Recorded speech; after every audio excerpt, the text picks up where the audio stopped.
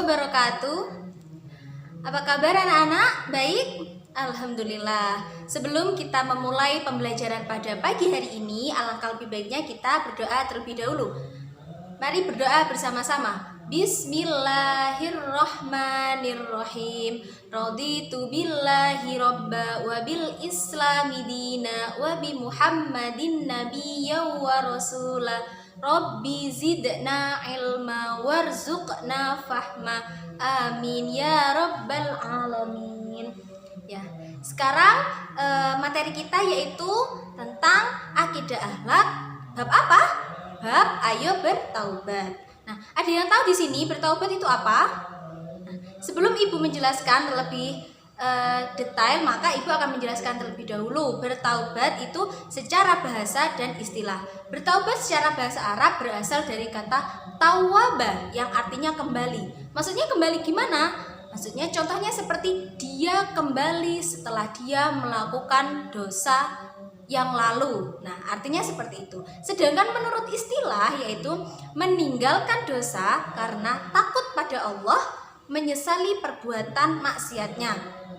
Jadi taubat itu dimana seseorang yang telah melakukan dosa sebelumnya dan berjanji ia akan meninggalkan dosa itu atau maksiat itu dan tidak akan mengulangi lagi di kemudian hari. Seperti itu. Selanjutnya yaitu tentang hakikat taubat. Hakikat taubat sendiri yaitu perasaan hati yang menyesali perbuatan maksiat yang sudah terjadi lalu mengarahkan hati kepada Allah pada sisa usianya serta menahan diri dari dosa. Jadi kalau orang yang benar-benar bertaubat, dia akan menahan dirinya dari mau berbuat dosa, entah itu berbuat maksiat, entah itu mencuri atau yang lainnya yang sekiranya itu dilarang oleh agama. Selanjutnya yaitu tentang syarat-syarat taubat. Syarat-syarat taubat yang pertama itu ada Islam. Ya. Kenapa kok Islam? Iya, karena seorang muslim itu sudah ada pada dalil Al-Quran itu bahwasanya seorang muslim itu wajib untuk bertaubat jika dia melakukan kesalahan atau maksiat. Jadi kalau orang Yahudi, orang Nasrani, orang Kristen atau dan yang lainnya itu wajib bertaubat apa enggak? Ya tidak, soalnya mereka juga masih belum meyakini adanya Allah. Yang kedua yaitu menyesali dosanya. Jadi kalau orang bertaubat dia benar-benar menyesali bahwasanya dia telah melakukan dosa, entah itu dosa yang amat besar, dosa yang sekiranya itu bagi dia itu, oh aku melakukan dosa ini seharusnya aku harus bertaubat, aku harus mendekatkan diri kepada Allah, seperti itu. Yang ketiga yaitu menyadari kesalahannya. Kenapa? Karena jika orang yang tidak sadar akan kesalahannya, dia tidak mungkin punya pikiran dia akan bertaubat, dia tidak mungkin ingat kepada Allah, seperti itu. Yang poin keempat yaitu ikhlas melakukannya. Jadi bertaubat ini benar-benar dari dalam hati mereka, bukan karena ria, oh biar aku dilihat orang lain, bukan berarti dia pamer atau untuk kepentingan yang lain seperti dituntut karena seorang guru atau orang tua wajib bertaubat melakukan sholat seperti itu, maka di dalam hati dia aku bertaubat karena disuruh. Nah bukan seperti itu, tapi kita bertaubat karena ikhlas dalam diri hati kita masing-masing. Selanjutnya yaitu memperbanyak bacaan istighfar. Bacaan istighfar itu seperti apa? Bacaan istighfar itu yaitu Astaghfirullahaladzim. Nah jadi kenapa kita sering banyak-banyak melakukan istighfar? Karena secara tidak langsung bacaan tersebut nanti bisa mengingatkan kita kembali, oh iya apa yang aku lakukan itu salah, apa yang saya perbuat itu tidak benar atau dilarang oleh agama, seperti itu. Selanjutnya yaitu berjanji tidak akan mengulanginya lagi. Jadi kalau orang yang benar-benar bertaubat, dia akan berjanji dia tidak akan melakukan lagi di kemudian hari, atau dia tidak akan melakukan hal yang sama seperti dia mencuri, mencopet, merampok. Kalau orang yang benar-benar bertaubat dalam hati mereka, maka dia tidak akan mengulangi lagi, dia tidak akan mencuri, dia tidak akan merampok dan yang lain sebagainya. Dan yang terakhir yaitu menutup kesalahan dengan perbuatan yang terpuji atau amal soleh. Nah, di sini ada hadis yang menerangkan tentang poin ketujuh ini.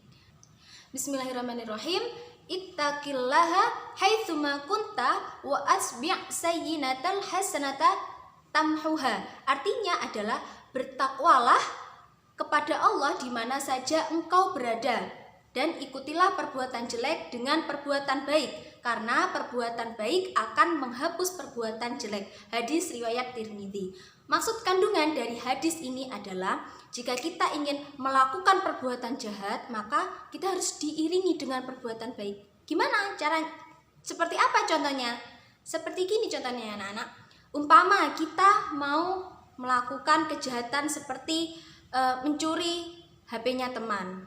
Tapi kita hanya niat saja, aku ingin mencuri HP temanku. Tapi kita tidak melakukan, karena di sisi lain kita takut kalau Allah melihat. Nah, maka dari situ saja Allah mencatat satu kebaikan buat kita. Karena di dalam niat yang jelek, di belakangnya kita diiringi dengan perbuatan yang baik, seperti itu. Selanjutnya yaitu kedudukan taubat. Nah, jadi di sini kenapa banyak dalil-dalil Al-Quran, hadis-hadis yang lain itu menjelaskan bahwasannya kedudukan taubat ini wajib bagi setiap muslim yang beriman khususnya.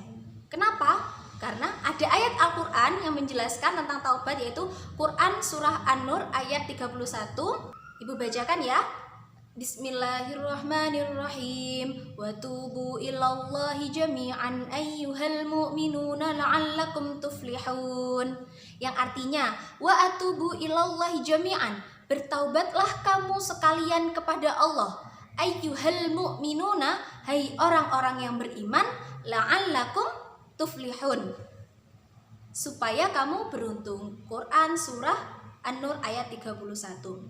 Ayat selanjutnya yang menerangkan tentang taubat yaitu pada Quran surat At-Tahrim ayat 8. Ibu bacakan.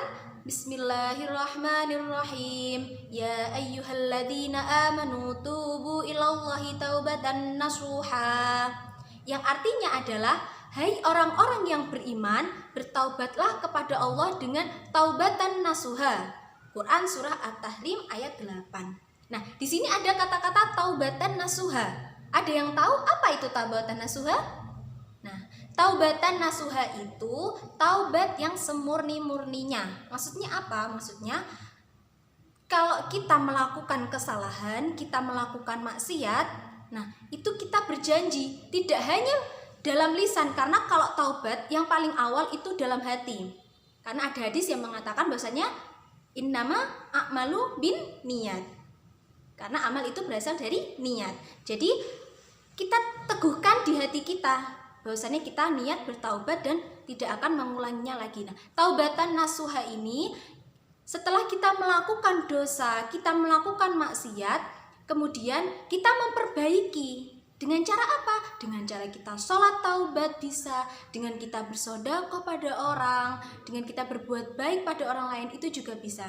Dan kemudian setelah kita memperbaiki, kita tidak akan mengulangi itu kesekian kalinya. Dan kita berharap ridho pada Allah, kita berharap barokahnya Allah, seperti itu. Selanjutnya yaitu keutamaan taubat. Nah, keutamaan taubat ini ada 6. Yang pertama adalah taubat adalah sebab untuk meraih kecintaan Allah. Nah, yang kedua, taubat merupakan sebab keberuntungan. Kenapa kok keberuntungan? Karena kalau Allah sudah ridho kepada kita, maka jalan yang kita lewati itu selalu dimudahkan oleh Allah, entah itu dari rezeki, dari usia, ataupun yang lain sebagainya. Yang ketiga yaitu taubat menjadi sebab-sebab diterimanya amal-amal hamba dan turunnya ampunan atas kesalahan-kesalahannya. Jadi Allah ini apa? Ar-Rahman, Ar-Rahim, Maha Pengasih lagi Maha Penyayang. Jadi kalau kita melakukan kesalahan, tapi bukan berarti nanti kita semena-mena ya melakukan kesalahan, tapi tidak. Kalau kita melakukan kesalahan, maka Allah ini Maha Pengampun, Maha Pengasih.